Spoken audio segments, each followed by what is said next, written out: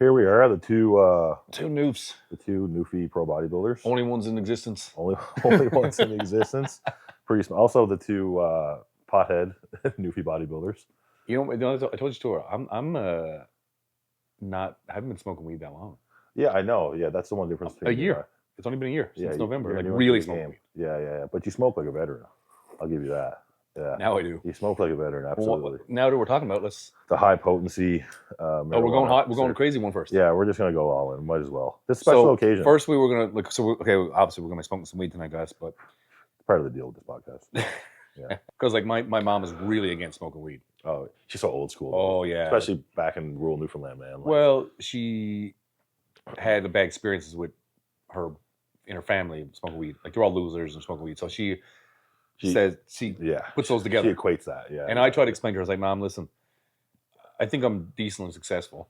Yeah. You know what I mean? And plus that this helped me with pain. So like you want your son to be in pain? Yeah. And you know what? Honestly, I think we had this conversation before. The amount of like mental like awakenings I've had of things I never would have thought about. Yeah. Helps you with deep thinking. Oh man, about my dad, about my fucking childhood, about all this crazy shit. Like I was like, whoa. It's kind of like the bodybuilder's drug though, right? Because you're a bodybuilder, especially when you're going up through, like you can't be drinking and stuff like that. But like everyone, I shouldn't say everyone because that's not true, but most people need something that like kind of takes the edge off after a long day. A lot of people who don't bodybuild go home, they have a glass of wine or a drink to kind of calm down.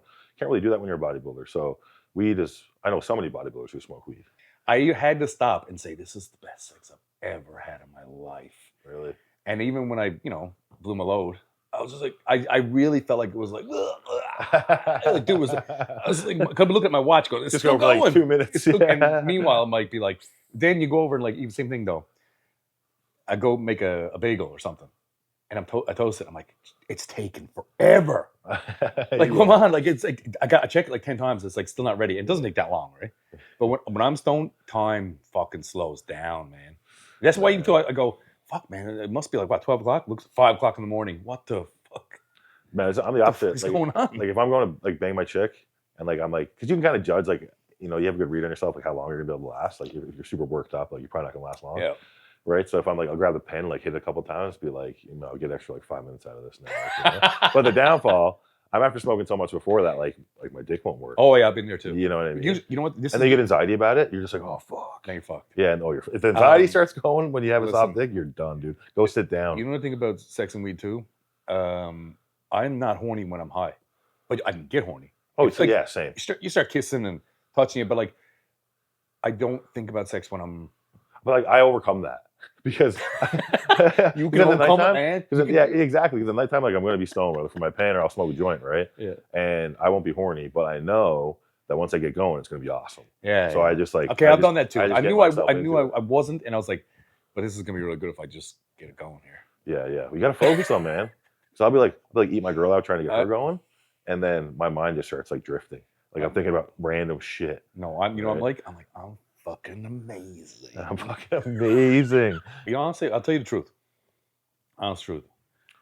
Since I stopped competing, I really don't like talking about bodybuilding that much. Like, okay, yeah, I can have a conversation about bodybuilding with you. Like, hey, man, you start. Well, because we can all relate to each other. Like, that's why we talk about it. Because like, we all know what we're going through and shit. And like you've been through it all. Like everything that like I'm trying to do now. I mean, but I'm still interested in like watching Olympia and stuff like that. Yeah. But then at some point it gets like, man, who the fuck are all these new guys? There's a lot to keep up with now, yeah. Because it's different. Because I think for you, because you're still in it, so you listen your competition. So you can't help but like see people online or whatever. That was like me. That was like me looking at a magazine. Yeah. Turning pro for me though has changed a lot. Like literally right up until the day I turned pro, I was like a big fan of bodybuilding, man. Like watch all the podcasts, took in all the content, was like watching guys work out, like watching all the shows. Like when I turned pro, and then like I heard my name come up on a few podcasts. A little bit of that maybe. That's gonna be gross. Yeah, right. Yeah. But then, like, as soon as I hear people start talking about me on a podcast as a pro, I'm like, I don't really like this that much. When I prepped for that show and then did the show, I got so hooked into bodybuilding, I didn't give a fuck about going out and partying. Yeah, I was like, I know that's not going to help me, and I was like, I got to just put it. Hey, weird it switches like that, right? Yeah, I was like one day, I just was like, I was a little bit of a party guy, and but I was always working out, just never competed yet, but yeah.